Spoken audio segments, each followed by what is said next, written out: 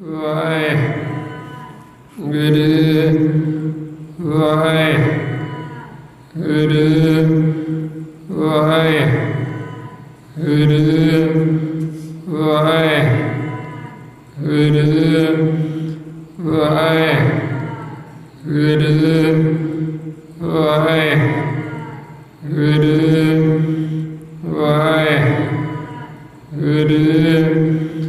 ਵਾਹਿਗੁਰੂ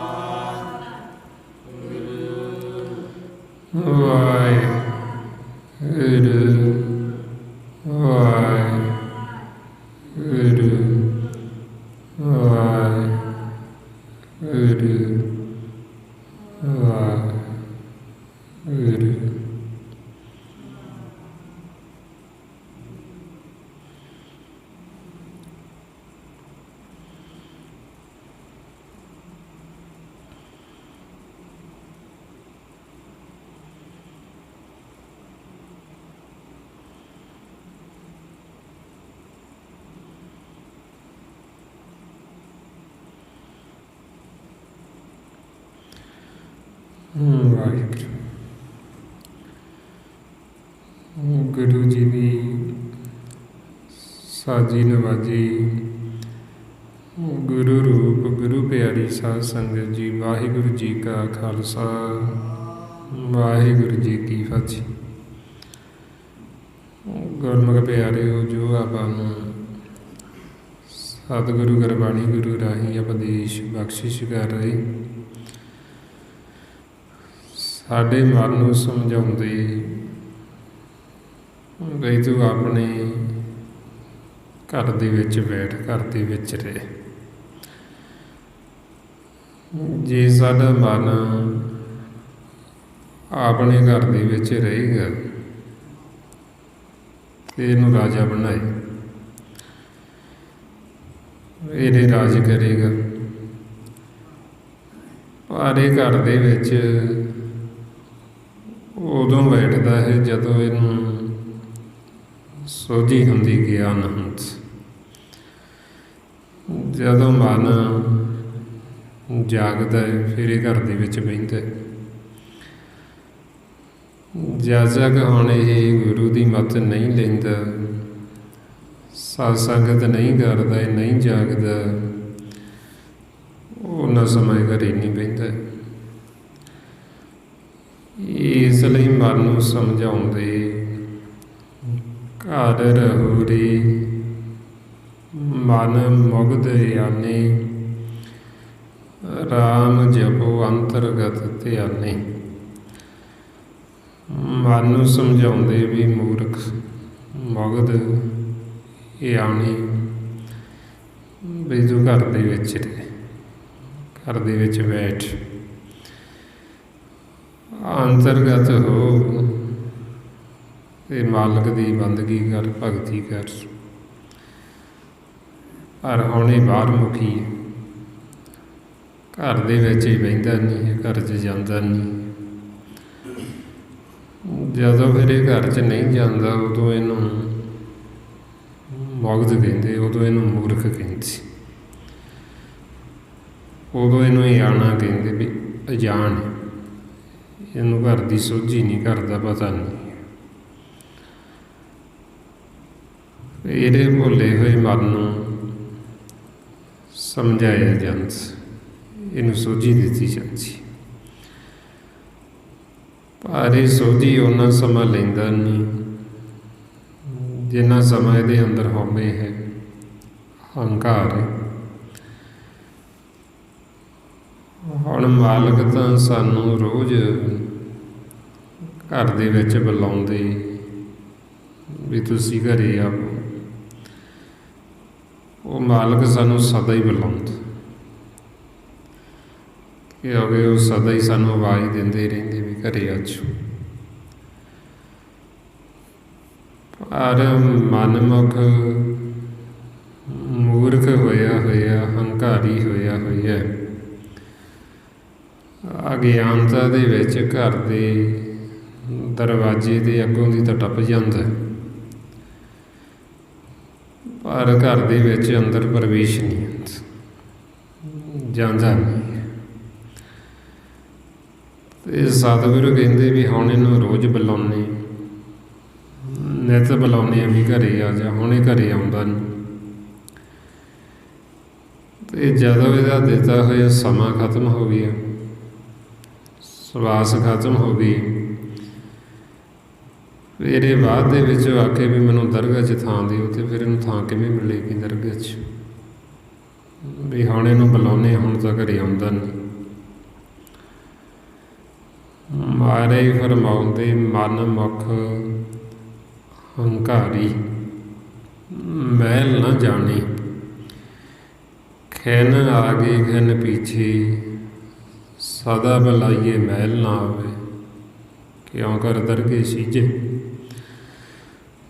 ਬਈ ਹੁਣ ਇਹਨੂੰ ਸਦਾ ਬੁਲਾਉਂਦੇ ਆ ਵੀ ਮਹਿਲ 'ਚ ਆ ਜਾ, ਹੁਣ ਆਉਂਦਾ ਹੀ ਨਹੀਂ। ਮਹਿਲ ਦੇ ਅੱਗੋਂ ਦੀ ਟੱਪ ਜਾਂਦਾ, ਕਦੇ ਸੱਜੇ ਟੱਪ ਜਾਂਦਾ, ਕਦੇ ਖੱਬੇ ਟੱਪ ਜਾਂਦਾ। ਤੇ ਮਾਲਕ ਦੇਖਦੇ ਵੀ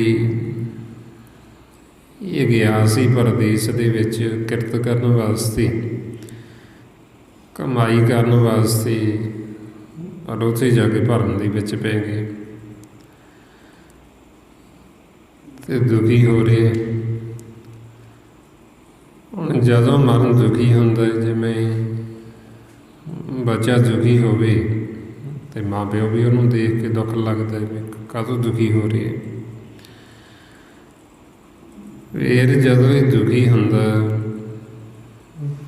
ਦੁਖੀ ਹੁੰਦਾ ਹੋਇਆ, ਜਦੋਂ ਮਹਿਲ ਦੇ ਵੱਲ ਨੂੰ ਆਉਂਦਾ ਹੈ, ਮਾਲਕ ਦਰ ਖੋਲ੍ਹ ਦਿੰਦਾ ਬਈ ਜੋ ਦੁਖੀ ਨਾ ਹੋ, ਤੂੰ ਘਰ ਦੇ ਵਿੱਚ ਆ ਕੇ ਬੈਠ, ਫਿਰ ਘਰ ਦੇ ਵਿੱਚ ਬੈਠ। ਜਿਹੜੇ ਕਾਰਜਾਂ ਕਰਕੇ ਤੂੰ ਦੁਖੀ ਹੋ ਰਹੇ ਵੀ ਮੇਰੇ ਹੁੰਦੇ ਨਹੀਂ, ਤੇਰੇ ਮੈਂ ਸਾਰੇ ਕੰਮ ਕਰ ਦੂੰਗਾ। ਤੂੰ ਘਰੇ ਬੈਠ, ਸੁੱਖ ਲੈ, ਆਨੰਦ ਲੈ, ਤੇਰੀ ਮੈਂ ਪੈਜ ਵੀ ਰੱਖ ਲਾਂਗਾ, ਇਹਨਾਂ ਜਮਾਂ ਨੂੰ ਵੀ ਮਾਰ ਦਾਂਗਾ, ਤੂੰ ਬਸ ਘਰੇ ਬੈਠ ਜਾ, ਘਰੇ ਬੈਠ ਕੇ ਸੁੱਖ ਲੈ। ਕਿੱਡਾ ਦਿਆਲੂ ਹੈ ਮਾਲਕ। ਉਹ ਸਾਡਾ ਅਸਲ ਮਾਂ ਪਿਓ ਹੈ, ਇਸ ਲਈ ਆਪਣੇ ਮਨ ਬੱਚੇ ਨੂੰ ਕਹਿੰਦੇ ਵੀ ਤੂੰ ਘਰੇ ਬੈਠ ਜਾ, ਤੇਰੇ ਸਾਰੇ ਕੰਮ ਵੀ ਮੈਂ ਕਰਦਾ। ਮਾਰੇ ਕਹਿੰਦੇ ਥਿਰ ਘਰ ਬੈਸੋ, ਹਰ ਜਨ ਪਿਆਰੇ, ਸਤਿਗੁਰ ਤੁਮਰੇ ਕਾਜ ਸਵਾਰੇ, ਦੁਸ਼ਟ ਦੂਤ ਪਰਮੇਸ਼ਰ ਮਾਰੇ, ਜਨ ਕੀ ਪੈਜ ਰਾਖੀ ਕਰਤਾਰੀ। ਬਈ ਤੂੰ ਸਿਰ ਘਰ ਬੈਠ ਤੇ ਸੁੱਖ ਲੈ, ਆਨੰਦ ਲੈ। ਮਾਲਕ ਨੇ ਦਰ ਖੋਲ੍ਹੇ, ਇਹ ਦਰ ਦੇ ਅੱਗੋਂ ਨੂੰ ਟੱਪ ਜਾਂਦਾ, ਦੂਜੇ ਪਾਸੇ ਲੰਘ ਜਾਂਦਾ। ਉਧਰੋਂ ਫਿਰ ਜਦੋਂ ਵਾਪਸ ਮੁੜਦਾ, ਨਸ਼ਾ ਚੜ੍ਹਿਆ ਹੋਇਆ, ਜ਼ਹਿਰ ਚੜ੍ਹਿਆ ਹੋਇਆ, ਮੱਧ, ਤੇ ਫਿਰ ਮਾਲਕ ਦੇਖਦੇ ਵੀ ਫੇਰ ਆ ਰਹੇ, ਉਹ ਫਿਰ ਦਰ ਖੋਲ੍ਹ ਦਿੰਦੇ। ਦਰ ਖੋਲ੍ਹ ਕੇ ਉਹ ਫਿਰ ਆਵਾਜ਼ ਦਿੰਦੇ ਬਈ ਤੁਸੀਂ ਪਰਦੇਸ ਗਏ ਹੋ, ਇਹ ਤੁਹਾਡਾ ਦੇਸ਼ ਨਹੀਂ ਹੈ ਆਪਣਾ,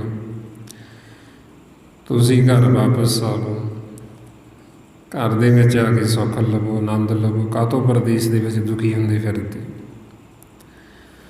ਉਹ ਮਾਲਕ ਨੇ ਦਰ ਖੋਲ੍ਹਿਆ ਤੇ ਫਿਰ ਮਨ ਨੂੰ ਬੁਲਾਉਂਦੇ, ਕਹਿੰਦੇ ਮਨ ਪਰਦੇਸੀ ਵੇ ਪਿਆਰੇ ਆਓ ਘਰੇ,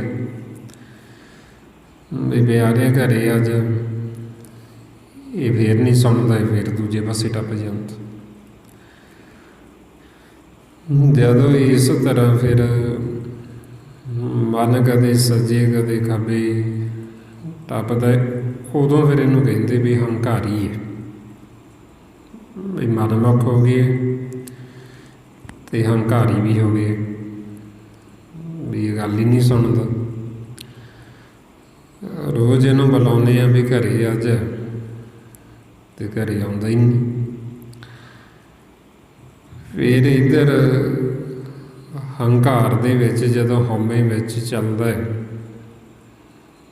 ਫਿਰ ਇਹਨੂੰ ਕਹਿੰਦੇ ਵੀ ਤੂੰ ਹੰਕਾਰ ਕਾਹਦਾ ਕਰਦਾ, ਤੂੰ ਹਉਮੈ ਕਾਹਦੀ ਕਰਦਾ।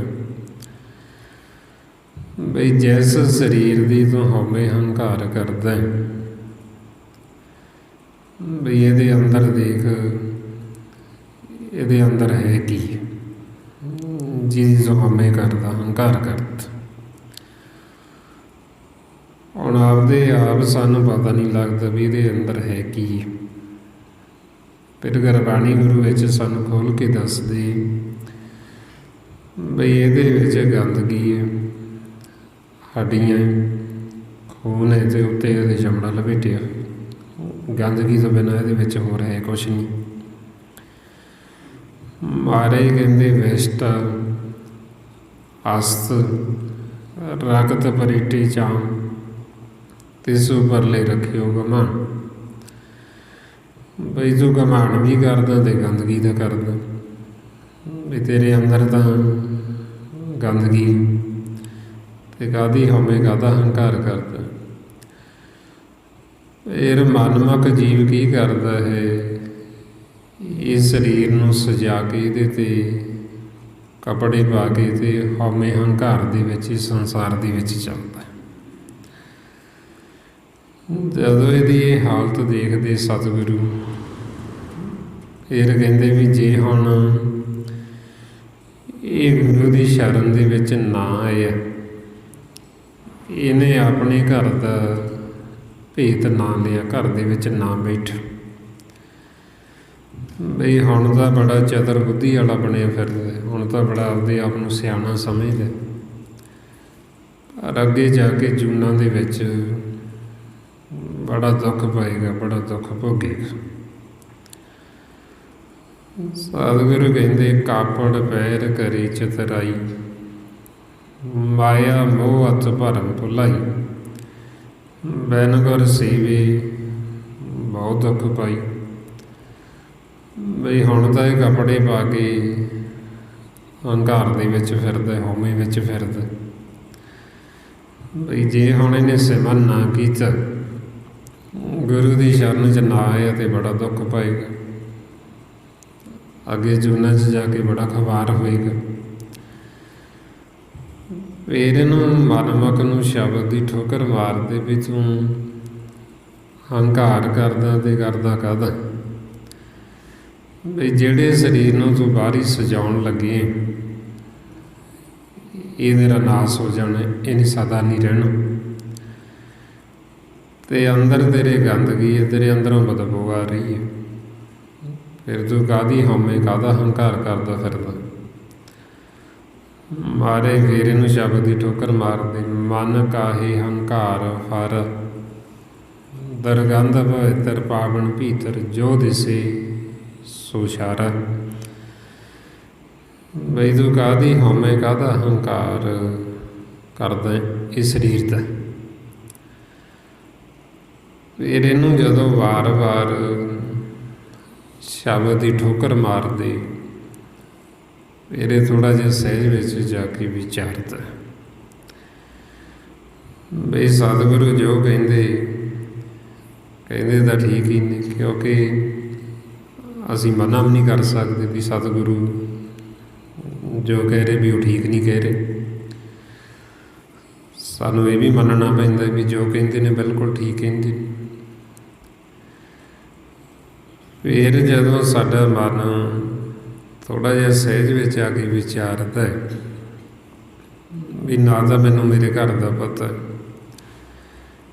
ਨਾ ਮੈਂ ਘਰ ਦਾ ਜਿਹੜਾ ਦਰ ਹੈ ਉਹ ਦਰ ਨੂੰ ਵੀ ਭੁੱਲ ਗਏ, ਨਾ ਮੈਨੂੰ ਆਪਦੇ ਦੇਸ਼ ਦਾ ਪਤਾ ਹੈ। ਬਈ ਮੈਂ ਤਾਂ ਇੱਥੇ ਸਿਰਫ ਇਸ ਸਰੀਰ ਦੇ ਵਿੱਚ ਰਹਿਣਾ, ਤੇ ਇਹਦੇ ਵਿੱਚ ਗੰਦਗੀ, ਤੇ ਗੰਦਗੀ 'ਚ ਗਰਮ ਵਸਦੇ ਕੀੜੇ ਰਹਿੰਦੇ। ਫਿਰ ਜਦੋਂ ਸਾਡੇ ਮਨ ਵਿੱਚ ਗਿਆਨ ਹੁੰਦਾ, ਸੋਝੀ ਆਉਂਦੀ, ਫਿਰ ਇਹ ਸਵੀਕਾਰ ਕਰਦਾ ਵੀ ਬਾਕੀ ਮੈਂ ਕਰਮ ਆ, ਮੈਂ ਕੀੜਾ, ਕਿਉਂਕਿ ਮੈਂ ਗੰਦਗੀ ਦੇ ਵਿੱਚ ਬੈਠਾ, ਗੰਦਗੀ ਦੇ ਢੇਰ ਦੇ ਉੱਤੇ ਬੈਠਾ। ਫਿਰ ਇਹ ਬੇਨਤੀ ਕਰਦਾ ਕਿ ਸਤਿਗੁਰਾਂ ਵੀ ਮੇਰੇ 'ਤੇ ਕਿਰਪਾ ਕਰੋ, ਮੈਨੂੰ ਇਹ ਗੰਦਗੀ ਦੇ ਵਿੱਚੋਂ ਕੱਢੋ, ਮੈਨੂੰ ਮੇਰੇ ਘਰ ਦਾ ਭੇਤ ਦੇਵੋ।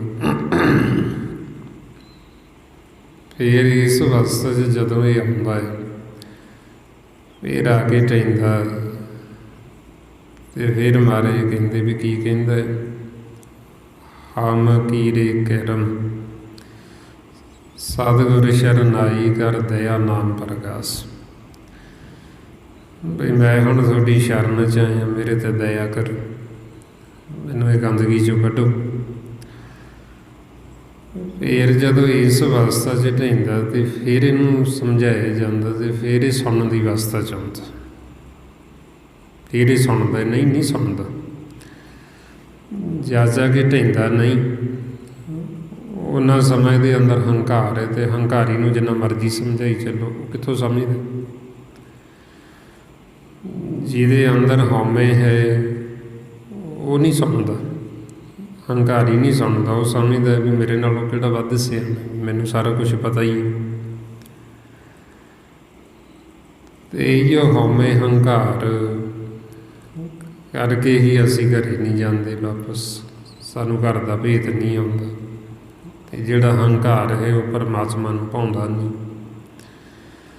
ਮਹਾਰਾਜ ਕਹਿੰਦੇ ਹਰ ਜੀਉ ਹੰਕਾਰ ਨਾ ਭਾਵੇ, ਵੇਦ ਕੂਕ ਸੁਣਾਵੇ।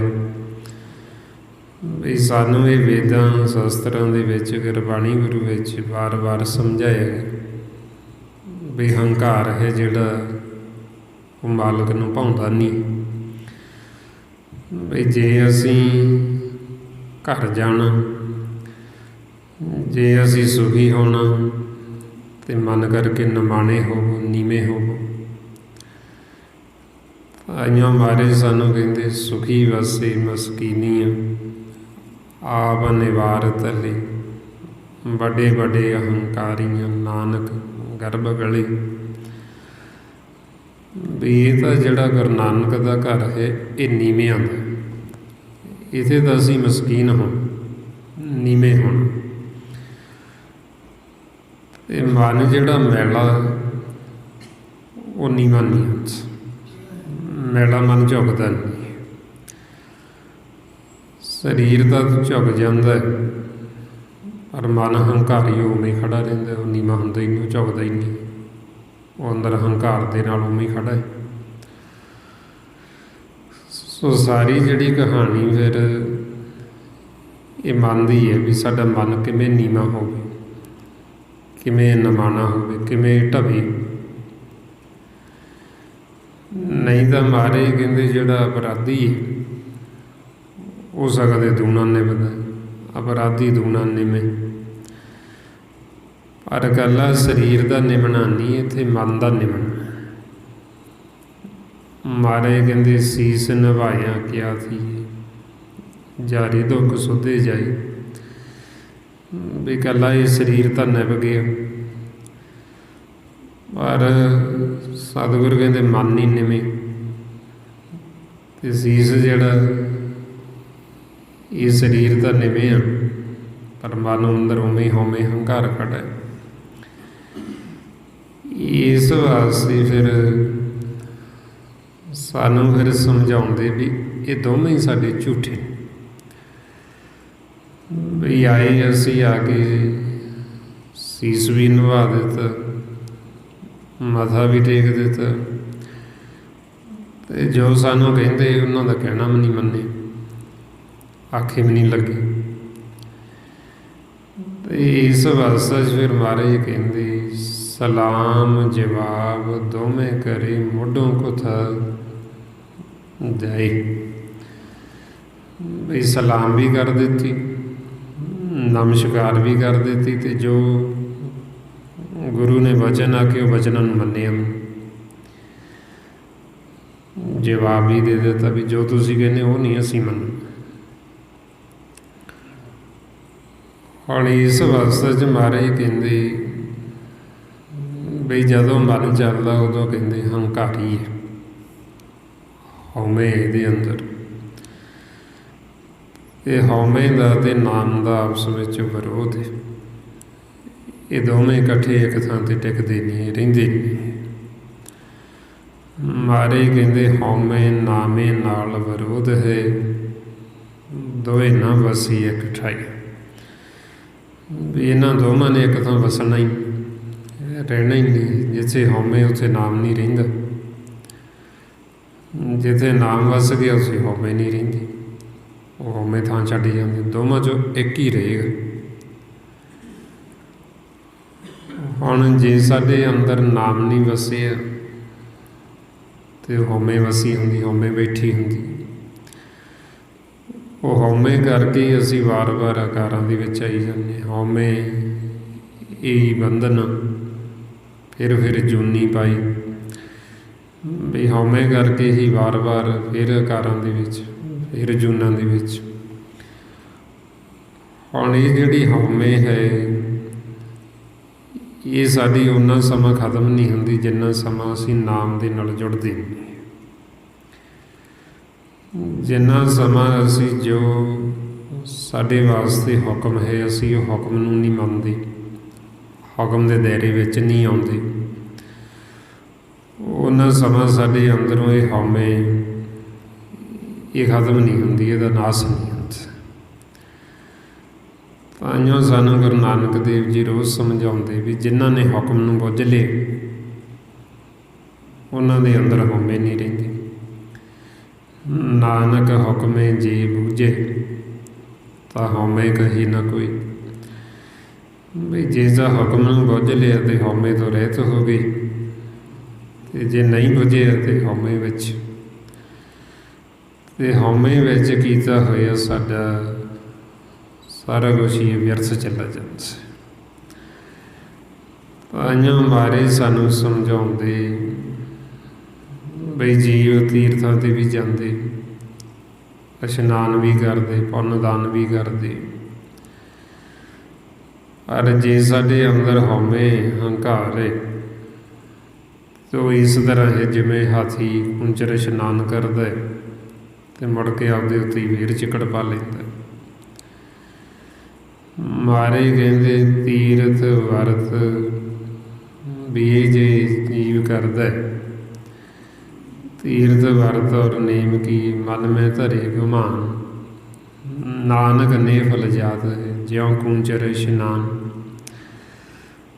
ਬਈ ਸਤਿਗੁਰੂ ਕਹਿੰਦੇ ਸਾਰੇ ਕੀਤੇ ਹੋਏ ਨੇ ਫਲ, ਜੇ ਅੰਦਰ ਗੁਮਾਨ ਨੇ, ਅੰਦਰ ਹੰਕਾਰ ਹੈ। ਅਤੇ ਇਹ ਹੰਕਾਰ ਰਹਿਣਾ ਹੀ ਰਹਿਣਾ ਜਦ ਤੱਕ ਅਸੀਂ ਨਾਮ ਨਾਲ ਨਹੀਂ ਜੁੜਦੇ। ਇਹ ਹੰਕਾਰ ਸਗੋਂ ਤੇ ਹੋਰ ਆਉਂਦਾ ਹੈ।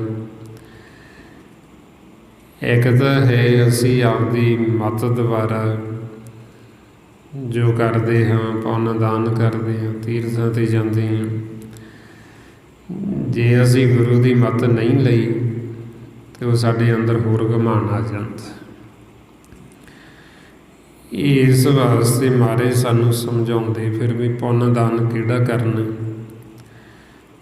ਜਿਹੜਾ ਕਰਨ ਦੇ ਨਾਲ ਸਾਡੇ ਅੰਦਰੋਂ ਘੁਮਾਣ, ਹੰਕਾਰ ਖਤਮ ਹੋਣਾ, ਹਉਮੈ ਨੇ ਖਤਮ ਹੋਣਾ। ਉਹਦੇ ਵਾਸਤੇ ਫਿਰ ਸਾਨੂੰ ਸਮਝਾਉਂਦੇ ਮਾਘ ਮੱਜਨ ਸੰਗ ਸਾਧੂਆਂ ਝੂੜੀ ਕਰ ਇਸ਼ਨਾਨ, ਹਰਿ ਕਾ ਨਾਮ ਧਿਆਏ ਸੁਣ ਸਭਨਾਂ ਨੂੰ ਕਰ ਦਾਨ, ਜਨਮ ਕਰਮ ਮਲ ਉਤਰੇ ਮਨ ਤੇ ਜਾਏ ਗੁਮਾ। ਵੀ ਇਹ ਪੁੰਨ ਦਾਨ ਕਰਨ ਦੇ ਨਾਲ ਤਾਂ ਘਮਾਨ ਖਤਮ ਹੋਣਾ, ਹੰਕਾਰ ਖਤਮ ਹੋਣਾ। ਜੇ ਹੁਣ ਅਸੀਂ ਸਤ ਸੰਗਤ ਕਰਦੇ ਨਹੀਂ, ਸਾਧੂਆਂ ਦੀ ਧੂੜੀ ਲੈਂਦੇ ਕੋਈ ਨਹੀਂ, ਸਾਡੇ ਮਨ 'ਤੇ ਉਹਨਾਂ ਦੇ ਬਚਨਾਂ ਦੀ ਧੂੜੀ ਨਹੀਂ ਪੈਂਦੀ ਅਤੇ ਸਾਡੇ ਮਨ ਦੀ ਮੈਲ ਨਹੀਂ ਉਤਰਨੀ। ਹੁਣ ਇਹ ਫਿਰ ਅਸੀਂ ਸਤ ਸੰਗਤ ਦੇ ਵਿੱਚ ਆ ਕੇ ਇਹ ਬਚਨਾਂ ਦੀ ਧੂੜੀ ਲੈਣੀ ਹੁੰਦੀ, ਜਿਹਦੇ ਨਾਲ ਸਾਡੇ ਮਨ ਦਾ ਇਸ਼ਨਾਨ ਹੁੰਦਾ, ਸਾਡਾ ਮਨ ਧੋਤਾ ਜਾਂਦਾ। ਇਹ ਸਤ ਸੰਗਤ ਨੂੰ ਵੀ ਤੀਰਥ ਦਾ ਨਾਮ ਦਿੱਤਾ। ਜਿਵੇਂ ਆਪਾਂ ਬਾਹਰੀ ਤੀਰਥ 'ਤੇ ਜਾਂਦੇ ਉੱਥੇ ਅਸੀਂ ਤਨ ਦਾ ਇਸ਼ਨਾਨ ਕਰ ਲੈਂਦੇ ਸਰੀਰ ਦਾ। ਤੇ ਸਤ ਸੰਗਤ ਨੂੰ ਸਤਸਰ ਕਹਿੰਦੇ, ਸਰੋਵਰ ਕਹਿੰਦੇ। ਸਾਰੀ ਗੁਰਬਾਣੀ ਗੁਰੂ ਵਿੱਚ ਅੰਮ੍ਰਿਤ ਹੈ ਤੇ ਇਹਨੂੰ ਅੰਮ੍ਰਿਤ ਸਰ ਦਾ ਨਾਮ ਦਿੱਤਾ। ਤੇ ਮਾਰੇ ਸੱਜੇ ਪਾਤਸ਼ਾਹ ਫਿਰ ਸਾਨੂੰ ਸਮਝਾਉਂਦੇ ਵੀ ਜਦੋਂ ਅਸੀਂ ਸਤ ਸੰਗਤ 'ਚ ਆਉਂਦੇ, ਇੱਕ ਜਾਣਾ ਗੁਰਬਾਣੀ ਦੀ ਵਿਚਾਰ ਕਰਦਾ ਸ਼ਬਦ ਗੁਰੂ ਦੀ, ਤੇ ਆਪਾਂ ਧਿਆਨ ਦੇ ਨਾਲ ਸੁਣਦੇ, ਇਹ ਸਾਡੇ ਮਨ ਵਾਸਤੇ ਤੀਰਥ। ਇਹਦੇ ਨਾਲ ਸਾਡੇ ਮਨ ਦੀ ਮੈਲ ਉਤਰਦੀ, ਸਾਡਾ ਮਨ ਧੋਤਾ ਜਾਂਦਾ। ਮਾਰੇ ਗਰਮਾਉਂਦੇ ਮਨ ਤਨ ਧੋਵੇ ਸ਼ਬਦ ਵਿਚਾਰੀ। ਕਿ ਜਦੋਂ ਅਸੀਂ ਸ਼ਬਦ ਦੀ ਵਿਚਾਰ ਕਰਾਂਗੇ, ਸਾਡਾ ਮਨ ਤੇ ਮਨ ਦਾ ਤਨ ਧੋਤਾ ਜਾਏਗਾ। ਇਸ ਲਈ ਸਾਨੂੰ ਕਹਿੰਦੇ ਵੀ ਜੇ ਤੁਸੀਂ ਤੀਰਥ 'ਤੇ ਜਾਣਾ, ਤੀਰਥ ਨਾਮ ਹੈ, ਤੇ ਤੁਸੀਂ ਅੰਤਰਗਤ ਹੋਵੋ, ਸ਼ਬਦ ਦੀ ਵਿਚਾਰ ਕਰੋ, ਸਤ ਸੰਗਤ ਕਰੋ, ਤੇ ਤੁਹਾਡੇ ਮਨ ਦਾ ਇਸ਼ਨਾਨ ਹੋ ਜੇ। ਮਾਰੇ ਕਹਿੰਦੇ ਤੀਰਥ ਨਾਵਣ ਜਾਓ, ਤੀਰਥ ਨਾਮ ਹੈ। ਤੀਰਥ ਸ਼ਬਦ ਵਿਚਾਰ, ਅੰਤਰ ਗਿਆਨ ਹੈ। ਅੰਤਰਗਤ ਤੀਰਥ ਮਲ ਨਾਓ। ਬਈ ਤੁਸੀਂ ਅੰਤਰਗਤ ਜਾ ਕੇ ਮਨ ਦਾ ਇਸ਼ਨਾਨ ਕਰੋ, ਅੰਤਰਮੁਖੀ ਹੋਵੋ। ਹੁਣ ਉਹ ਅੰਤਰਮੁਖੀ ਅਸੀਂ ਫੇਰ ਹੀ ਹੋ ਸਕਾਂਗੇ ਜੇ ਅਸੀਂ ਸਿਮਰਨ ਕਰਾਂਗੇ। ਜੇ ਅਸੀਂ ਸ਼ਬਦ ਦੀ ਵਿਚਾਰ ਸੁਣਾਂਗੇ ਤੇ ਸਾਡਾ ਮਨ ਅੰਤਰਮੁਖੀ ਹੋਏਗਾ ਤੇ ਇਹਦਾ ਇਸ਼ਨਾਨ ਹੋ ਜਾਏਗਾ। ਜੇ ਹੁਣ ਅਸੀਂ ਸਿਮਰਨ ਕਰਦੇ ਨਹੀਂ, ਸਤ ਸੰਗਤ ਕਰਦੇ ਨਹੀਂ, ਅਸੀਂ ਬਾਹਰਮੁਖੀ। ਜਦੋਂ ਅਸੀਂ ਬਾਹਰਮੁਖੀ ਹਾਂ ਤੇ ਸਾਡੇ ਮਨ ਦਾ ਇਸ਼ਨਾਨ ਹੁੰਦਾ ਨਹੀਂ, ਉਹ ਬਾਹਰੋਂ ਸਾਡੇ ਉੱਤੇ ਹੋਰ ਮੈਲ ਲੱਗ ਜਾਂਦੀ। ਤਾਂਹੀਓ ਸਤਿਗੁਰੂ ਕਹਿੰਦੇ ਵੀ ਕਲਯੁਗ ਦੇ ਸਮੇਂ ਦੇ ਵਿੱਚ ਜੀਵ ਕਰੋੜਾਂ ਵਾਰ ਤੀਰਥਾਂ 'ਤੇ ਜਾ ਵੜੇ ਤੇ ਕਰੋੜਾਂ ਵਾਰ ਇਸ਼ਨਾਨ ਕਰ ਲਵੇ, ਪਰ ਜਦ ਤੱਕ ਅਸੀਂ ਗੁਰੂ ਦੀ ਮੱਤ ਨਹੀਂ ਲੈਂਦੇ, ਸਾਡੇ ਮਨ ਤੋਂ ਮੈਲ ਉਤਰਨ ਦੀ ਬਜਾਏ ਅਸੀਂ ਉੱਥੋਂ ਹੋਰ ਦੂਣੀ ਚੜ੍ਹਾ ਕੇ ਆ ਜਾਂਦੇ। ਮਾਰੇ ਕਹਿੰਦੇ ਕੋਟ ਮੱਜਨ ਤੀਰਥ ਇਸ਼ਨਾਨਾ, ਇਸ ਕਲਮੇ ਮੈਲ ਭਰੀ 'ਚ। ਬਈ ਕਲਯੁਗ ਦੇ ਸਮੇਂ ਦੇ ਵਿੱਚ ਜੀਵ ਕਰੋੜਾਂ ਵਾਰ ਤੀਰਥਾਂ 'ਤੇ ਜਾ ਵੜੇ ਤੇ ਉਹਦੇ ਉੱਤੇ ਮੈਲ ਹੋਰ ਚੜ੍ਹ ਜਾਂਦੀ, ਹੋਰ ਮੈਲ ਲੱਗ ਜਾਂਦੀ। ਕਿਉਂਕਿ ਜੀਵ ਤੀਰਥਾਂ 'ਤੇ ਜਾਂਦੇ ਤੇ ਜਾਂਦੇ ਹੋਏ ਵੀ ਨਿੰਦਿਆ ਚੁਗਲੀ ਕਰਦੇ ਜਾਂਦੇ, ਲੜਾਈਆਂ ਝਗੜੇ ਕਰਦੇ ਜਾਂਦੇ, ਉਹ ਵਿਚਾਰ ਨਹੀਂ ਮਿਲਦੇ, ਵਿਚਾਰਾਂ ਦਾ ਟਕਰਾਅ ਕਰਦੇ ਜਾਂਦੇ।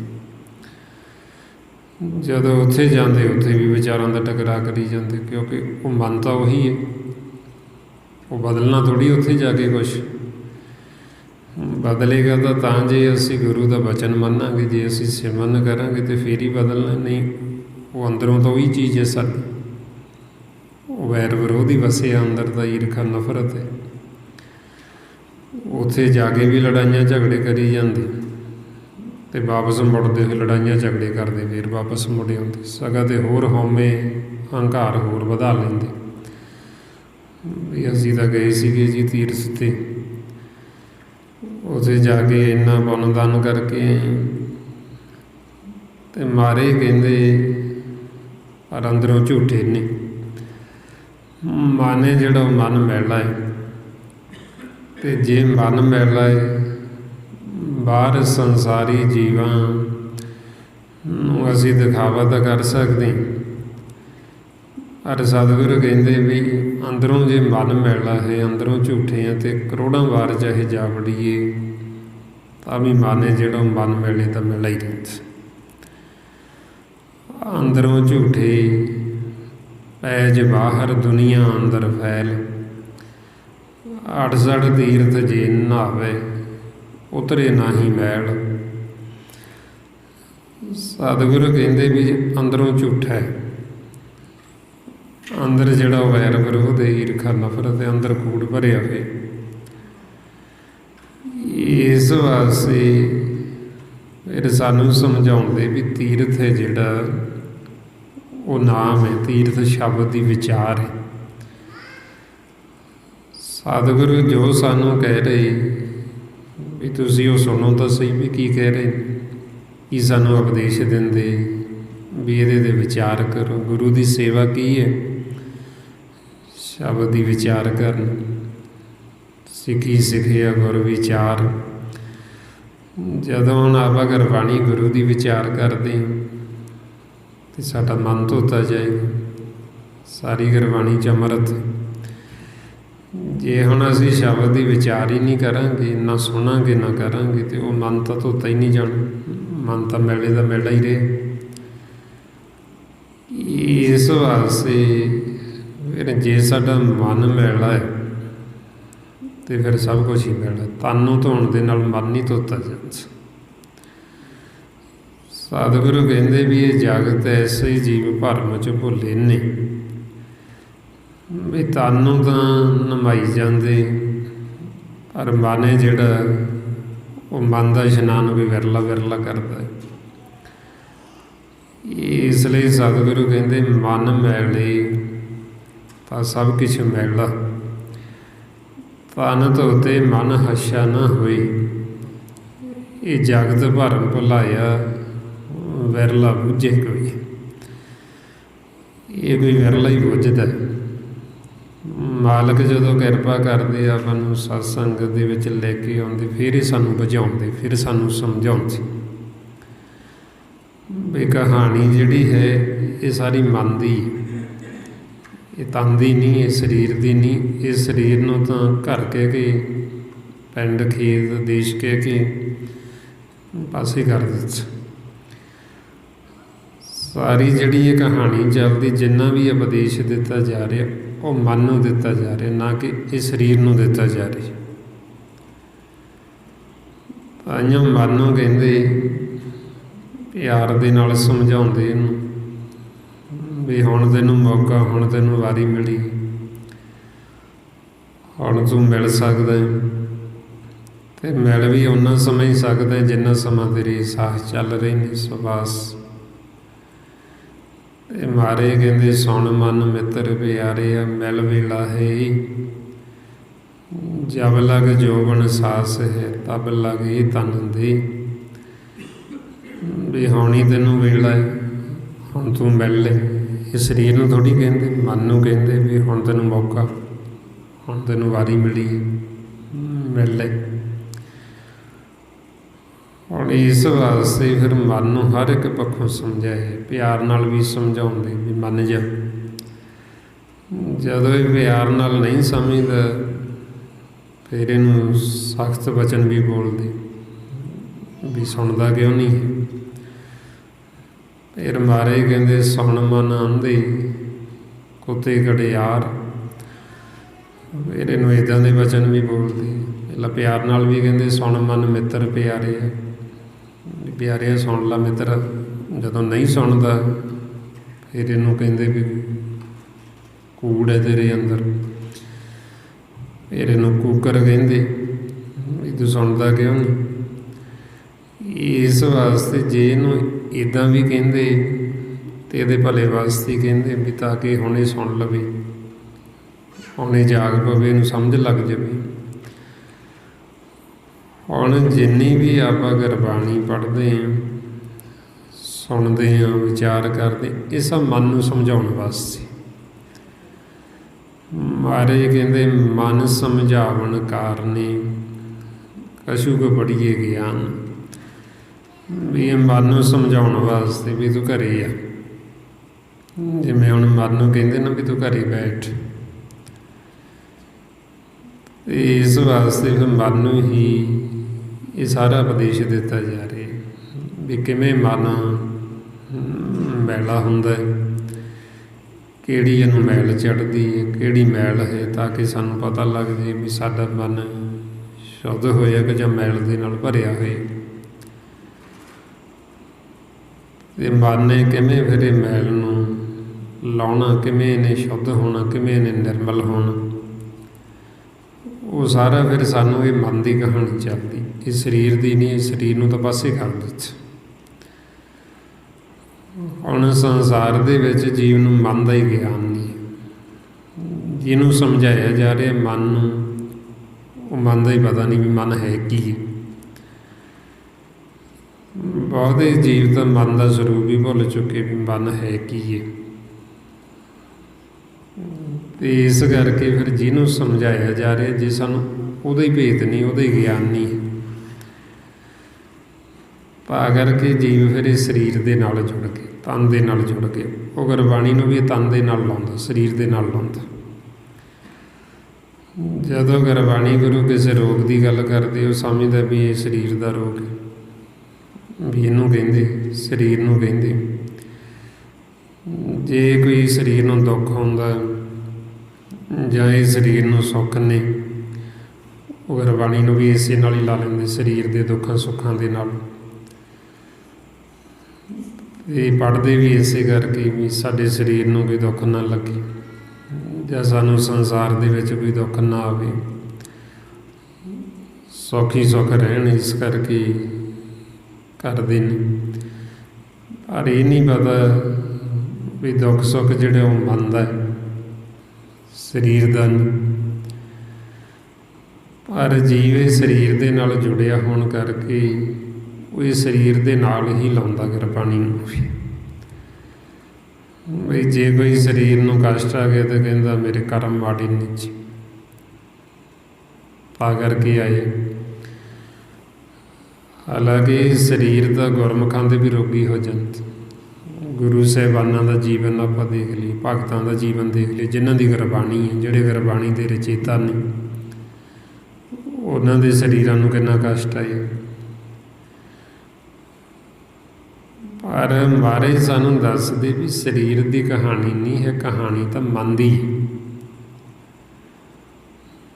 ਵੀ ਉਹਨਾਂ ਦਾ ਜਿਹੜਾ ਮਨ ਸੀ, ਉਹ ਮਨ ਚੜ੍ਹਦੀ ਕਲਾ ਵਿੱਚ, ਮਨ ਨੂੰ ਦੁੱਖ ਨਹੀਂ ਹੁੰਦਾ ਗੁਰਮੁਖਾਂ 'ਚ।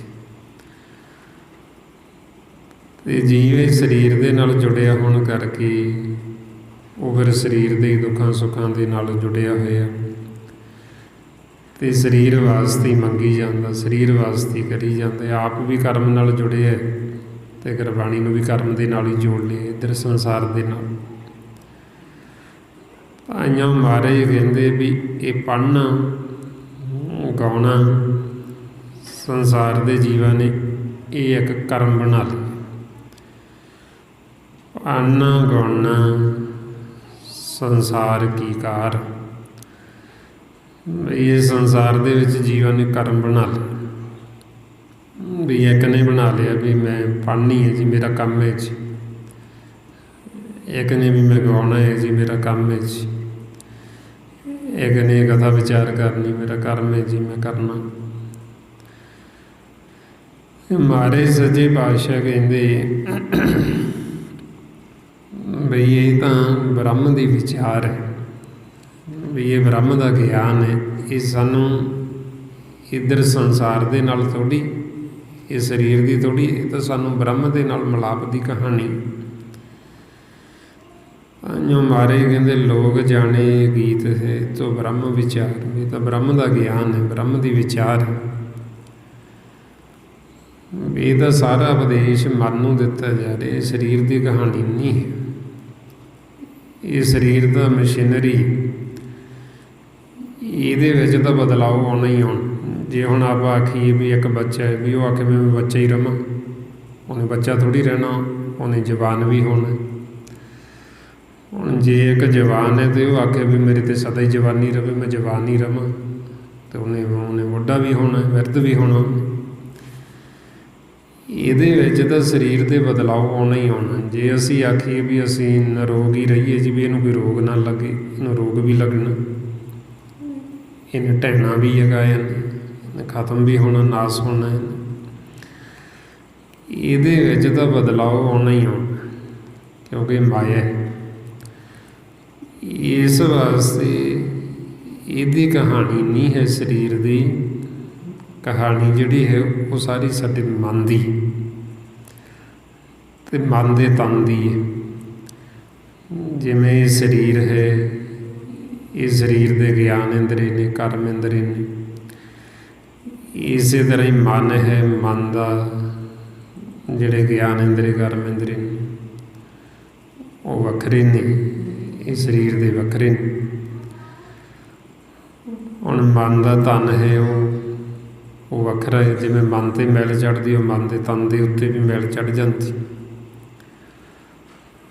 ਹੁਣ ਜਦੋਂ ਫਿਰ ਆਪਾਂ ਸਿਮਰਨ ਕਰਦੇ, ਸਤ ਸੰਗਤ ਕਰਦੇ, ਇਹਦੇ ਨਾਲ ਸਾਡਾ ਮਨ ਅਤੇ ਮਨ ਦਾ ਜਿਹੜਾ ਤਨ ਹੈ ਉਹ ਦੋਵੇਂ ਰੋਗ ਰਹਿਤ ਹੁੰਦੇ। ਜਿਹਨੂੰ ਮਹਾਰਾਜ ਕਹਿੰਦੇ ਕਰ ਇਸ਼ਨਾਨ ਸਿਮਰ ਪ੍ਰਭ ਆਪਣਾ ਮਨ ਤਨ ਭਈ ਅਰੋਗਾ। ਵੀ ਉਹ ਮਨ ਅਤੇ ਮਨ ਦਾ ਤਨ ਹੈ ਸੂਖਮ, ਆਹ ਤਨ ਨਹੀਂ, ਸਰੀਰ ਨਹੀਂ।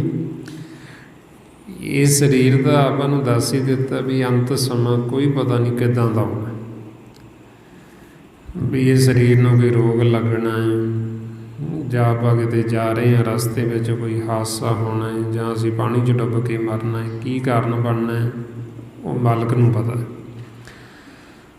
ਪਰ ਜੇ ਸਾਡੇ ਮਨ ਦੇ ਵਿੱਚ ਪਰਮਾਤਮਾ ਵਸਿਆ ਹੋਏਗਾ ਅਤੇ ਅਸੀਂ ਅੱਗੇ ਸੌਖੇ ਹਾਂ, ਫਿਰ ਸਾਨੂੰ ਕੋਈ ਦੁੱਖ ਨਹੀਂ ਹੈ ਮਨ ਨੂੰ। ਤਾਂਹੀਓ ਮਹਾਰਾਜ ਕਹਿੰਦੇ ਕਿਆ ਜਾਣਾ ਕਿਬ ਮਰੇਂਗੇ, ਕੈਸਾ ਮਰਨਾ ਹੋਈ, ਜੇਕਰ ਸਾਹਿਬ ਮਨੋ ਨਾ ਵਿਸਰੀ ਤਾਂ ਸਹਿਲਾ ਮਰਨਾ ਹੋਈ। ਵੀ ਜੇ ਤਾਂ ਸਾਨੂੰ ਮਾਲਕ ਨਾ ਵਿਸਰੀ ਤੇ ਮਨ ਨੂੰ ਸਹਿਲਾ ਸੌਖਾ ਅੱਗੇ, ਜੇ ਮਾਲਕ ਵਿਸਰੇ ਤੇ ਫਿਰ ਔਖਾ ਹੀ ਔਖਾ, ਫਿਰ ਅੱਗੇ ਔਖਾ ਜਮਾਂ ਦੀ ਮਾਰ ਹੈ ਅੱਗੇ। ਇਸ ਵਾਸਤੇ ਫਿਰ ਇਹ ਸਰੀਰ ਹੈ ਜਿਹੜਾ ਇਹ ਤਾਂ ਛੱਡਣਾ ਹੀ ਛੱਡਣਾ। ਇਹ ਤਾਂ ਗੁਰਮੁਖਾਂ ਦਾ ਵੀ ਪਤਾ ਨਹੀਂ ਵੀ ਕਿਹੜੀ ਵਿਧ ਬਣਨੀ, ਕਿਵੇਂ ਉਹਨਾਂ ਨੇ ਜਾਣਾ, ਅਤੇ ਜਿਹੜਾ ਮਰਮੁਖ ਹੈ ਉਹਦਾ ਵੀ ਨਹੀਂ ਪਤਾ ਵੀ ਕਿੱਦਾਂ ਦੀ ਵਿਧ ਬਣਨੀ, ਕਿਉਂਕਿ ਇਹ ਤਾਂ ਸਵਾਸਾਂ ਦਾ ਹਿਸਾਬ ਹੈ। ਜਦੋਂ ਸਵਾਸ ਸਾਡੇ ਖਤਮ ਹੋ ਗਏ, ਸਮਾਂ ਖਤਮ ਹੋ ਗਿਆ, ਅਤੇ ਉਦੋਂ ਇੱਧਰੋਂ ਵਿਧ ਬਣਨੀ, ਅਸੀਂ ਜਾਣਾ ਹੀ ਜਾਣਾ। ਕਿਉਂਕਿ ਉਹ ਪਹਿਲਾਂ ਦਰਗਾਹ ਦੇ ਵਿੱਚ ਉਹ ਚਿੱਠੀ ਪਾੜ ਦਿੰਦੇ ਚੀਰੀ, ਅਤੇ ਫਿਰ ਸਾਡਾ ਇੱਧਰੋਂ ਸਮਾਂ ਆਉਂਦਾ, ਫਿਰ ਅਸੀਂ ਜਾਂਦੇ। ਜਦ ਤੱਕ ਚਿੱਠੀ ਪਾੜਦੇ ਨਹੀਂ ਉਹਨਾਂ ਸਮਾਂ ਅਸੀਂ ਜਾ ਨਹੀਂ ਸਕਦੇ।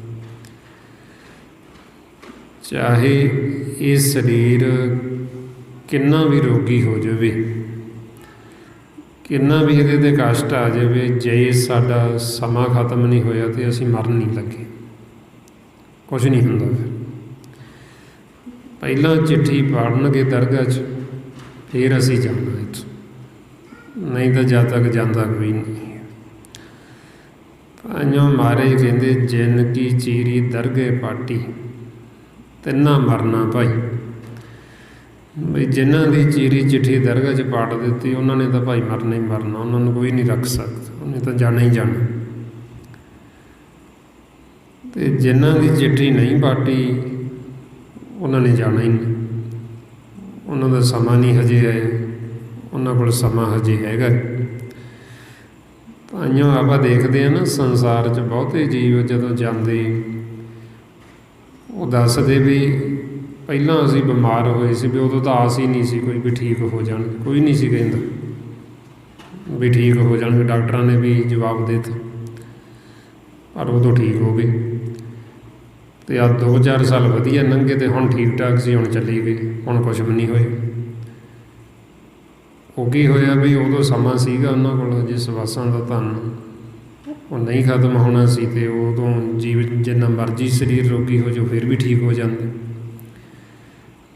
ਜਦੋਂ ਸਮਾਂ ਆ ਗਿਆ, ਚਾਹੇ ਕੋਈ ਰੋਗ ਨਹੀਂ ਹੈ, ਉਹ ਫਿਰ ਵੀ ਚਲੀ ਜਾਣਾ। ਇਸ ਕਰਕੇ ਜਿਹੜਾ ਸਮਾਂ ਸਾਡਾ ਇਹ ਵਾਧਾ ਘਟਦਾ ਨਹੀਂ ਹੈ ਗਿਣਤੀ ਦੇ। ਗਣ ਘਾਲੇ ਸਭ ਦੇ ਵਿਸਾਸ ਨੇ ਵੱਢਣ ਘਟਣ ਤਿਲ ਸਾਰ, ਵੀ ਇੱਕ ਤਿਲ ਭਰ ਵੀ ਨਾ ਵਧਣਾ ਨਾ ਘਟਣਾ। ਹੁਣ ਇਹ ਸਮਾਂ ਖਤਮ ਹੋਣ ਤੋਂ ਪਹਿਲਾਂ ਅਸੀਂ ਆਪਦੇ ਅਸਲ ਘਰ ਦੀ ਪਹਿਚਾਣ ਕਰਨੀ ਹੁੰਦੀ, ਘਰੇ ਜਾਣਾ। ਜੇ ਅਸੀਂ ਘਰੇ ਚਲੇ ਜਾਂਦੇ ਹਾਂ ਅਤੇ ਅਸੀਂ ਦੁਬਾਰਾ ਨਹੀਂ ਆਵਾਂਗੇ, ਦੁਬਾਰਾ ਨਹੀਂ ਸਾਨੂੰ ਭੇਜਣਗੇ। ਜੇ ਹੁਣ ਅਸੀਂ ਘਰੇ ਨਹੀਂ ਜਾਂਦੇ ਤੇ ਸਾਨੂੰ ਵਾਪਸ ਫੇਰ ਦੁਬਾਰਾ ਭੇਜ ਦੇਣਗੇ ਇੱਧਰ। ਤਾਂਹੀਓ ਆਪਾਂ ਨੂੰ ਰੋਜ਼ ਬੁਲਾਉਂਦੇ ਤੇ ਕਹਿੰਦੇ ਵੀ ਤੁਸੀਂ ਘਰੇ ਆ ਜਾਓ, ਨਿੱਜ ਮਹਿਲ 'ਚ ਆ ਜਾਓ, ਇਹ ਦੁਬਾਰਾ ਤੁਹਾਡਾ ਫੇਰਾ ਨਹੀਂ ਹੋਏਗਾ ਜੇ ਤੁਸੀਂ ਆ ਜਾਓਗੇ। ਨਿੱਜ ਘਰ ਮਹਿਲ ਪਾਵੋ ਸੁਖ ਸਹਿਜੇ, ਬੌਰ ਨਾ ਹੋਏਗੋ ਫੇਰਾ। ਵੀ ਦੁਬਾਰਾ ਨਹੀਂ ਫੇਰਾ ਪਏਗਾ ਸਾਡਾ ਜੇ ਹੁਣ ਅਸੀਂ ਨਿੱਜ ਮਹਿਲ 'ਚ ਚਲੇ ਜਾਈਏ, ਜੇ ਅਸੀਂ ਘਰੇ ਚਲੇ ਜਾਈਏ। ਇਸੇ ਵਾਸਤੇ ਜੀ ਫਿਰ ਮਹਾਰਾਜ ਕਹਿੰਦੇ ਨੇ ਘਰ ਰਹੋ ਰੇ ਮਨ ਮੁਗਧ ਗਿਆਨੀ। ਵੀ ਘਰੇ ਰਹੋ, ਘਰ ਦੇ ਵਿੱਚ ਆਓ। ਜੇ ਘਰੇ ਰਹੇਗਾ ਤੇ ਘਰ ਦੇ ਵਿੱਚ ਸੁੱਖ ਹੀ ਸੁੱਖ। ਹੁਣ ਘਰ ਦੇ ਵਿੱਚ ਅਸੀਂ ਫੇਰ ਜਾਂਦੇ ਹਾਂ ਜਦੋਂ ਹੁਣ ਆਪਾਂ ਸਤ ਸੰਗਤ ਕਰਦੇ ਹਾਂ, ਸਿਮਰਨ ਕਰਦੇ ਹਾਂ, ਸਾਨੂੰ ਘਰ ਦੀ ਸੋਝੀ ਆਉਂਦੀ, ਗਿਆਨ ਹੁੰਦਾ ਹੈ। ਸਿਮਰਨ ਅਭਿਆਸ ਕਰਦੇ ਹਾਂ, ਮਨ ਨਿਰਮਲ ਹੋ ਜਾਂਦਾ ਹੈ। ਫਿਰ ਇਹ ਨਿਰਮਲ ਮਨ ਘਰੇ ਬੈਠਦਾ। ਜਦੋਂ ਮਾਲਕ ਦੀ ਸਾਡੇ 'ਤੇ ਨਜ਼ਰ ਹੁੰਦੀ, ਉਹ ਕਿਰਪਾ ਕਰਦੇ, ਸਾਨੂੰ ਸਤ ਸੰਗਤ ਮਿਲਾਉਂਦੀ, ਫਿਰ ਸਾਡਾ ਨਿੱਜ ਘਰ 'ਚ ਵਸਾ ਹੁੰਦਾ। ਮਹਾਰਾਜ ਕਹਿੰਦੇ ਨਦਰ ਪ੍ਰਭੂ ਸਤ ਸੰਗਤ ਪਾਈ, ਨਿੱਜ ਘਰ ਹੋਆ ਵਾਸਾ। ਵੀ ਜਦੋਂ ਮਾਲਕ ਦੀ ਸਾਡੇ 'ਤੇ ਨਜ਼ਰ ਹੋਈ, ਸਾਨੂੰ ਸਤ ਸੰਗਤ ਮਿਲੀ, ਅਤੇ ਸਤ ਸੰਗਤ ਦੇ ਵਿੱਚ ਆ ਕੇ ਸਾਡੇ ਮਨ ਦਾ ਵਾਸਾ ਨਿੱਜ ਘਰ ਦੇ ਵਿੱਚ ਹੋ ਗਿਆ। ਨਿੱਜ ਘਰ ਜਿਹੜਾ ਆਪਣੇ ਵਾਸਤੇ ਨਿੱਜੀ, ਸਾਡੇ ਸਾਰਿਆਂ ਲਈ ਛੋਟੀਆਂ ਛੋਟੀਆਂ ਕੋਠੜੀਆਂ ਮਾਲਕ ਨੇ ਬਣਾ ਕੇ ਦਿੱਤੀਆਂ, ਜਿਹਨੂੰ 10ਵਾਂ ਦੀਵਾਰ ਕਹਿੰਦੇ, ਫਿਰ ਘਰ ਕਹਿੰਦੇ, ਨਿੱਜ ਮਹਿਲ ਕਹਿੰਦੇ, ਮੰਦਰ, ਕੋਠੜੀ, ਗੜ੍ਹ, ਗੁਰਦੁਆਰਾ ਕਹਿੰਦੇ।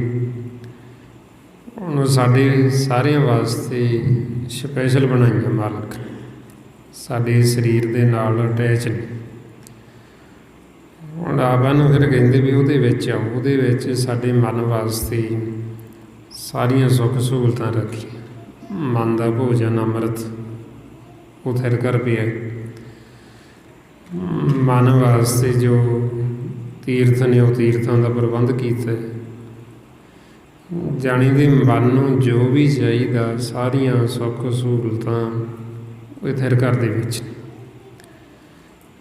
ਜੇ ਹੁਣ ਮਨ ਉੱਥੇ ਚਲਾ ਜਾਏਗਾ ਤੇ ਉਹਨਾਂ ਸੁੱਖ ਸਹੂਲਤਾਂ ਦਾ ਆਨੰਦ ਲੈ ਲਏਗਾ। ਜੇ ਹੁਣ ਇੱਧਰ ਇਹ 9 ਦਰਾਂ 'ਚ ਹੀ ਰਹੇਗਾ, ਇੱਧਰ ਚੋਰਾਂ ਦਾ ਸੰਗੀ ਬਣਿਆ ਰਹੇਗਾ, ਤੇ ਫਿਰ ਇਹ ਨਿੱਜ ਘਰ ਨਹੀਂ ਜਾ ਸਕਦਾ ਤੇ ਉਹਨਾਂ ਸੁੱਖ ਸਹੂਲਤਾਂ ਦਾ ਆਨੰਦ ਨਹੀਂ ਲੈ ਸਕਦਾ। ਜਿਸ ਨੂੰ ਮਹਾਰਾਜ ਕਹਿੰਦੇ 9 ਘਰ ਦੇਖ ਜੋ ਕਾਮਣ ਭੂਲੀ, ਵਸਤ ਅਨੂਪ ਨਾ ਪਾਈ, ਕਹੋ ਕਬੀਰ 9ਵੇਂ ਘਰ ਮੂਸੇ 10ਵੇਂ ਤੱਤ ਸਮਾਈ। ਵੀ ਜੋ ਹਰ ਤੱਤ ਹੈ ਨਾਮ, ਉਹ 10ਵੇਂ ਵਿੱਚ ਹੈ, ਤੇ ਇੱਧਰ 9 ਦਰਾਂ ਦੇ ਵਿੱਚ ਇੱਧਰ ਚੋਰਾਂ ਦਾ ਵਸ, ਇੱਧਰ ਇਹ ਮੂਸੇ ਲੱਗਦੇ ਚੋਰ। ਜੇ ਹੁਣ ਸਾਡਾ ਮਨ ਵੀ ਇੱਧਰ ਚੋਰਾਂ ਦਾ ਸੰਗੀ ਬਣ ਗਿਆ ਤੇ ਇੱਧਰ ਆ ਕੇ ਭੁੱਲ ਗਿਆ 9 ਘਰ ਦੇਖ ਜੋ ਕਾਮਣ ਭੂਲੀ, ਤੇ ਫਿਰ ਇਹ 10ਵੇਂ ਦੇ ਵਿੱਚ ਜੋ ਅਨੂਪ ਵਸਤੂ ਹੈ ਨਾਮ, ਉਹਦੀ ਪ੍ਰਾਪਤੀ ਨਹੀਂ ਕਰ ਸਕਦਾ। ਤਾਂ ਕਰਕੇ ਫਿਰ ਕਹਿੰਦੇ ਵੀ ਇਹਨਾਂ 9 ਦਰਾਂ ਤੋਂ ਉੱਪਰ ਉੱਠ, ਇਹਨਾਂ ਨੂੰ ਠਾਕ ਦਿਓ, ਇਹਨਾਂ ਨੂੰ ਬੰਦ ਕਰ ਦਿਓ। ਤੁਸੀਂ ਘਰ ਦੇ ਵਿੱਚ ਆ ਜਾਓ, ਤੇ ਘਰ 'ਚ ਆਓਗੇ ਤੇ ਉੱਥੇ ਸੁੱਖ ਹੀ ਸੁੱਖ, ਉੱਥੇ ਆਨੰਦ ਹੀ ਆਨੰਦ। ਹੁਣ ਇਹਨਾਂ ਨੂੰ ਠਾਕਣਾ ਕਿਵੇਂ? ਵੀ ਪਾਉਣ ਤੋਂ ਅਲੱਗ ਹੋਣਾ। ਜਿਵੇਂ ਰਾਤ ਨੂੰ ਆਪਾਂ ਸੌਂ ਜਾਂਦੇ, ਇਹ ਠਾਕੇ ਜਾਂਦੇ, ਇਹਦੇ ਕੰਮ ਨਹੀਂ ਕਰਦੇ। ਜਦੋਂ ਪਾਉਣ ਜਾ ਕੇ ਮਨ ਪ੍ਰਵੇਸ਼ ਹੁੰਦਾ, ਫਿਰ ਖੁੱਲ੍ਹ ਜਾਂਦੇ।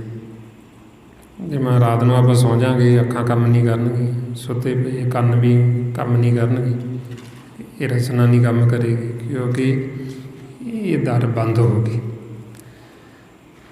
ਇਸੇ ਤਰ੍ਹਾਂ ਹੀ ਹੁਣ ਉਹਦਾ ਸਹਿਜ ਸੁਭਾਅ ਕੁਦਰਤ ਵੱਲੋਂ ਕਰਾਈ ਜਾਂਦੀ। ਹੁਣ ਅਸੀਂ ਇਹਨਾਂ ਨੂੰ ਆਪ ਕਰਨਾ ਸਿੱਖਣਾ, ਇਹ ਉਹਦੇ ਵਾਸਤੇ ਫਿਰ ਇਹ ਸਿਮਰਨ ਨੇ। ਜਦੋਂ ਅਸੀਂ ਸਿਮਰਨ ਕਰਾਂਗੇ, ਸਿਮਰਨ ਕਰਦੇ ਕਰਦੇ ਅਸੀਂ ਅੰਤਰਮੁਖੀ ਹੁੰਦੇ ਜਾਣਾ, ਤੇ ਇਹਨਾਂ ਗਿਆਨ ਇੰਦਰੀਆਂ ਨੂੰ ਛੱਡਦੇ ਜਾਣਾ। ਹੌਲੀ ਹੌਲੀ ਅਸੀਂ ਇਹਨਾਂ ਅੱਖਾਂ ਨੂੰ ਛੱਡ ਦੇਣਾ, ਇਹਨਾਂ ਕੰਨਾਂ ਨੂੰ ਵੀ ਛੱਡ ਦੇਣਾ, ਇਹ ਰਸਨਾ ਨੂੰ ਵੀ ਛੱਡ ਦੇਣਾ, ਤੇ ਫਿਰ ਅਸੀਂ ਸਹਿਜ ਦੇ ਵਿੱਚ ਆ ਜਾਣਾ। ਤੇ ਜਦੋਂ ਅਸੀਂ ਸਹਿਜ 'ਚ ਆ ਗਏ, ਇਹਨਾਂ ਨੂੰ ਠਾਕ ਦਿੱਤਾ, ਇਹ ਰੁਕ ਗਏ ਤੇ ਅਸੀਂ 10ਵੇਂ 'ਚ ਬੈਠ ਗਏ। ਆਓ ਹੁਣ ਕਿਵੇਂ ਅਸੀਂ ਇਹਨਾਂ ਤੋਂ ਦਰਾਂ ਤੋਂ ਉੱਪਰ ਉੱਠਣਾ, ਕਿਵੇਂ ਇਹਨਾਂ ਨੂੰ ਠਾਕਣਾ, ਉਹਦੇ ਵਾਸਤੇ ਜੋ ਮਹਾਰਾਜ ਆਪਾਂ ਨੂੰ ਇਹ ਸਾਸ ਕੇ ਰਸ ਸਿਮਰਨ ਦੱਸਦੇ ਨੇ। ਆਓ ਸਾਰੇ ਗੁਰਮੁਖ ਪਿਆਰੇ ਕਰੋ ਜੀ ਸ਼ੁਰੂ। ਵਾਹਿਗੁਰੂ ਵਾਹਿਗੁਰੂ ਵਾਹਿਗੁਰੂ ਵਾਹਿਗੁਰੂ ਵਾਹਿਗੁਰੂ ਵਾਹਿਗੁਰੂ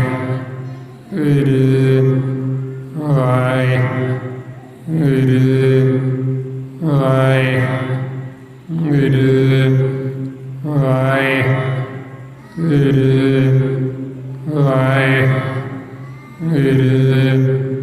ਵਾਹਿਗੁਰੂ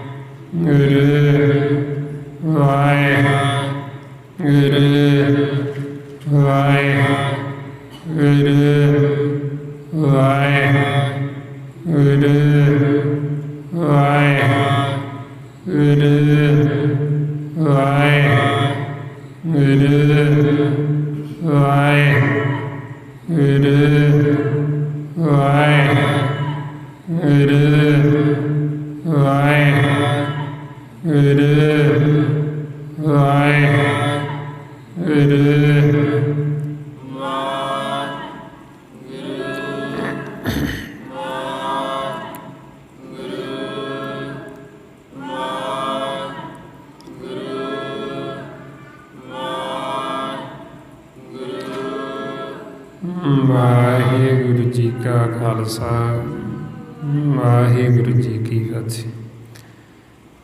ਇਸ ਤਰੀਕੇ ਨਾਲ ਗੁਰਮੁਖੋ ਜਿਉਂ-ਜਿਉਂ ਆਪਾਂ ਇਹ ਅਭਿਆਸ ਕਰਾਂਗੇ, ਸਾਡਾ ਮਨ ਇਹਨਾਂ ਦਰਾਂ ਤੋਂ ਪਿੱਛੇ ਹਟਦਾ ਜਾਂਦਾ।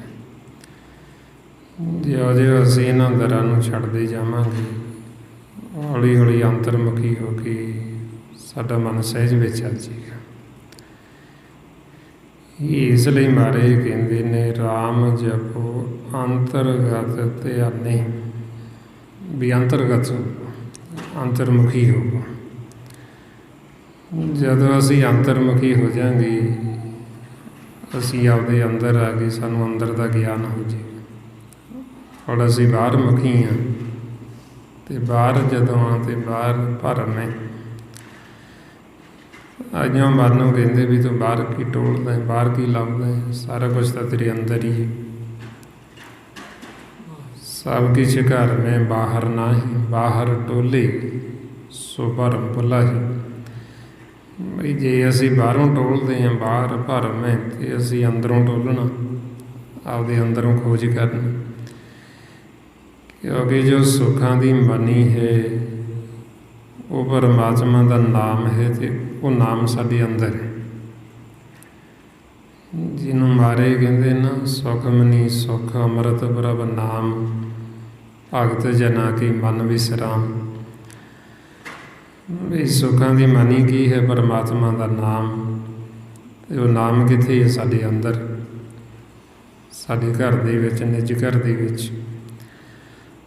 ਇਸ ਵਾਸਤੇ ਹੁਣ ਆਪਾਂ ਕੋਸ਼ਿਸ਼ ਕਰਨੀ ਨਿੱਜ ਘਰ ਜਾਣ ਦੀ, ਅਤੇ ਉਹਦੇ ਵਾਸਤੇ ਹੁਣ ਇਹ ਆਪਾਂ ਵੱਧ ਤੋਂ ਵੱਧ ਸਿਮਰਨ ਕਰਨਾ, ਗੁਰਬਾਣੀ ਗੁਰੂ ਨੂੰ ਪੜ੍ਹ ਕੇ ਖੋਜਣਾ, ਵਿਚਾਰਨਾ ਸਹਿਜ ਦੇ ਵਿੱਚ, ਤਾਂ ਕਿ ਸਾਡਾ ਮਨ ਧੋਤਾ ਜਾਵੇ। ਸਾਰੀ ਗੁਰਬਾਣੀ ਗੁਰੂ 'ਚ ਅੰਮ੍ਰਿਤ। ਜੇ ਅਸੀਂ ਵਿਚਾਰ ਕੇ ਪੜ੍ਹਾਂਗੇ ਤਾਂ ਸਾਡਾ ਮਨ ਧੋਤਾ ਜਾਏਗਾ, ਸ਼ੁੱਧ ਹੋ ਜਾਏਗਾ। ਮਾਰੇ ਕਹਿੰਦੇ ਬਾਣੀ ਗੁਰੂ, ਗੁਰੂ ਹੈ ਬਾਣੀ ਵਿੱਚ, ਬਾਣੀ ਅੰਮ੍ਰਿਤ ਸਾਰੀ। ਸਾਰੀ ਗੁਰਬਾਣੀ ਅੰਮ੍ਰਿਤਮਈ। ਸਾਡਾ ਮਨ ਧੋਤਾ ਕਿਉਂ ਨਹੀਂ ਜਾਂਦਾ? ਜਦੋਂ ਅਸੀਂ ਵਿਚਾਰਦੇ ਨਹੀਂ ਅਤੇ ਉਹ ਧੋਤਾ ਨਹੀਂ ਜਾਂਦਾ। ਜਦੋਂ ਅਸੀਂ ਵਿਚਾਰਾਂਗੇ ਠਹਿਰਾਓ ਦੇ ਵਿੱਚ ਅਤੇ ਸਾਡਾ ਮਨ ਧੋ ਦੇਣਗੇ। ਤਾਂਹੀਓ ਆਪਾਂ ਵਾਰ-ਵਾਰ ਜਦੋਂ ਗੁਰਬਾਣੀ ਨੂੰ ਪੜ੍ਹਦੇ ਹਾਂ, ਵਿਚਾਰਦੇ ਹਾਂ, ਉਹ ਹਰ ਇੱਕ ਸ਼ਬਦ ਦੇ ਵਿੱਚ ਰਹਾਉ ਆਉਂਦਾ ਵੀ ਰੁਕੋ, ਠਹਿਰੋ, ਉਹਨੂੰ ਵਿਚਾਰੋ ਪਹਿਲਾਂ ਵੀ ਕੀ ਕਹਿੰਦੇ ਨੇ। ਵੀ ਆਪਾਂ ਨੂੰ ਕੋਈ ਇਹ ਥੋੜ੍ਹੀ ਹੈ ਵੀ ਅਸੀਂ ਇੰਨਾ ਕਰਨਾ ਹੀ ਕਰਨਾ ਹੈ ਜੀ, ਤੇਜ਼ੀ ਹੈ, ਥੋੜ੍ਹਾ ਕਰੀਏ, ਸਹਿਜ ਦੇ ਵਿੱਚ ਕਰੀਏ, ਉਹਨੂੰ ਵਿਚਾਰੀਏ, ਪਹਿਲਾਂ ਵਿਚਾਰ ਕੇ ਫਿਰ ਅੱਗੇ ਚੱਲੀਏ। ਅਤੇ ਜਦੋਂ ਸਹਿਜ 'ਚ ਪੜ੍ਹ ਕੇ ਵਿਚਾਰਾਂਗੇ ਅਤੇ ਸਾਡਾ ਮਨ ਧੋਤਾ ਜਾਏਗਾ, ਸਾਨੂੰ ਸਮਝ ਲੱਗ ਜਾਏਗੀ। ਜਦੋਂ ਹੁਣ ਜੀਵ ਸਮਾਂ ਬੰਨ੍ਹ ਲੈਂਦਾ ਵੀ ਮੈਂ ਇੰਨੇ ਸਮੇਂ 'ਚ ਹੀ ਇੰਨਾ ਕਰਨਾ, ਅਤੇ ਮਨ ਤਾਂ ਟਿਕਦਾ ਨਹੀਂ, ਉਹ ਵਿਚਾਰਦਾ ਤਾਂ ਹੈ ਹੀ ਨਹੀਂ। ਉਹ ਤਾਂ ਕਰਕੇ ਧੋਤਾ ਨਹੀਂ ਜਾਂਦਾ, ਤਾਂਹੀਓ ਸ਼ੁੱਧ ਨਹੀਂ ਹੁੰਦਾ। ਇਸ ਲਈ ਆਪਾਂ ਗੁਰਬਾਣੀ ਗੁਰੂ ਨੂੰ ਪੜ੍ਹ ਕੇ ਵਿਚਾਰਨਾ, ਖੋਜਣਾ, ਤਾਂ ਕਿ ਸਾਡਾ ਮਨ ਪਾਸੇ ਨਾ ਜਾਵੇ। ਅਤੇ ਵੱਧ ਤੋਂ ਵੱਧ ਆਪਾਂ ਸਤ ਸੰਗਤ ਕਰਨੀ। ਜਿੰਨੀ ਆਪਾਂ ਸਤ ਸੰਗਤ ਕਰਦੇ ਹਾਂ, ਓਨਾ ਹੀ ਸਾਨੂੰ ਗੁਰਬਾਣੀ ਗੁਰੂ ਦੀ ਸਮਝ ਆਉਂਦੀ ਹੈ। ਜਿੰਨਾ ਆਪਾਂ ਵਾਰ-ਵਾਰ ਵਿਚਾਰ ਕਰਾਂਗੇ, ਸੁਣਾਂਗੇ, ਇਹ ਗਿਆਨ ਸਾਨੂੰ ਦ੍ਰਿੜ ਹੁੰਦਾ, ਸਾਡੇ ਹਿਰਦੇ 'ਚ ਵੱਸਦਾ। ਜਦੋਂ ਸਾਡੇ ਹਿਰਦੇ 'ਚ ਵੱਸ ਗਿਆ, ਸਾਨੂੰ ਭੁੱਲਣਾ ਨਹੀਂ। ਭੁੱਲਦਾ ਸਾਨੂੰ ਉਦੋਂ ਹੈ ਜਦੋਂ ਸਾਡੇ ਹਿਰਦੇ 'ਚ ਵੱਸਿਆ ਨਹੀਂ। ਜਦੋਂ ਹਜੇ ਵੱਸਿਆ ਨਹੀਂ, ਸਾਨੂੰ ਭੁੱਲ ਜਾਂਦਾ। ਜਦੋਂ ਸਾਡੇ ਅੰਦਰ ਵੱਸ ਗਿਆ ਅਤੇ ਸਾਨੂੰ ਭੁੱਲਣਾ ਹੀ ਨਹੀਂ, ਸਾਨੂੰ ਵਿਸਰਨਾ ਹੀ ਨਹੀਂ। ਸੋ ਇਸ ਵਾਸਤੇ ਫਿਰ ਇਹ ਜੋ ਆਪਾਂ ਨੂੰ ਗਿਆਨ ਸਾਰਾ ਭੇਜ ਦਿੱਤਾ ਮਹਾਂਪੁਰਖਾਂ ਨੇ, ਭਾਈ ਸਾਹਿਬ ਭਾਈ ਸੇਵਾ ਸਿੰਘ ਜੀ ਧਰਮਵਾਲਾ, ਉਸੇ ਗਿਆਨ ਨੂੰ ਆਪਾਂ ਵਾਰ-ਵਾਰ ਦ੍ਰਿੜ ਕਰਦੇ ਹਾਂ ਤਾਂ ਕਿ ਸਾਡੇ ਮਨ ਦੇ ਵਿੱਚ ਵੱਸ ਜੇ। ਇਹ ਸਾਡਾ ਮਨ ਇਹ ਗਿਆਨ ਨੂੰ ਦ੍ਰਿੜ ਕਰ ਲਏ, ਮੰਨ ਲਵੇ, ਇਹ ਘਰ ਦੇ ਵਿੱਚ ਆ ਜੇ, ਇਹ ਸਹਿਜ ਵਿੱਚ ਬੈਠ ਜੇ। ਜੋ ਮਹਾਰਾਜ ਮਨ ਨੂੰ ਕਹਿੰਦੇ ਨੇ, ਘਰ ਰਹੋ ਰੇ ਮਨ ਮੁਗਧ ਆਣੇ। ਵੀ ਜੋ ਸਤਿਗੁਰੂ ਕਹਿੰਦੇ ਵੀ ਘਰ ਰਹੇ, ਇਹ ਸਤਿਗੁਰ ਦਾ ਕਹਿਣਾ ਮੰਨ ਕੇ ਘਰ ਦੇ ਵਿੱਚ ਰਹਿਣਾ ਸ਼ੁਰੂ ਕਰਦੇ, ਘਰ ਦੇ ਵਿੱਚ ਵਸਣਾ ਸ਼ੁਰੂ ਕਰਤੀ। ਜਦੋਂ ਇਹ ਘਰ 'ਚ ਰਹੇਗਾ, ਘਰ ਦੇ ਵਿੱਚ ਸੁੱਖ ਹੀ ਸੁੱਖ ਹੈ, ਉੱਥੇ ਆਨੰਦ ਹੀ ਆਨੰਦ ਸੀ। ਸੋ ਇੰਨੀਆਂ ਬੇਨਤੀਆਂ, ਇੰਨੇ ਵਿਚਾਰ ਕਰਦੇ ਹੋਏ ਜੇ ਕੋਈ ਐਸਾ ਸ਼ਬਦ ਬੋਲਿਆ ਗਿਆ ਹੋਵੇ, ਸੰਗਤ ਅਤੇ ਸਤਿਗੁਰੂ ਬਖਸ਼ਣ ਯੋਗ ਨੇ, ਬਖਸ਼ ਲੈਣਾ ਜੀ। ਵਾਹਿਗੁਰੂ ਜੀ ਕਾ ਖਾਲਸਾ, ਵਾਹਿਗੁਰੂ ਜੀ ਕੀ ਫਤਿਹ। ਵਾਹਿਗੁਰੂ।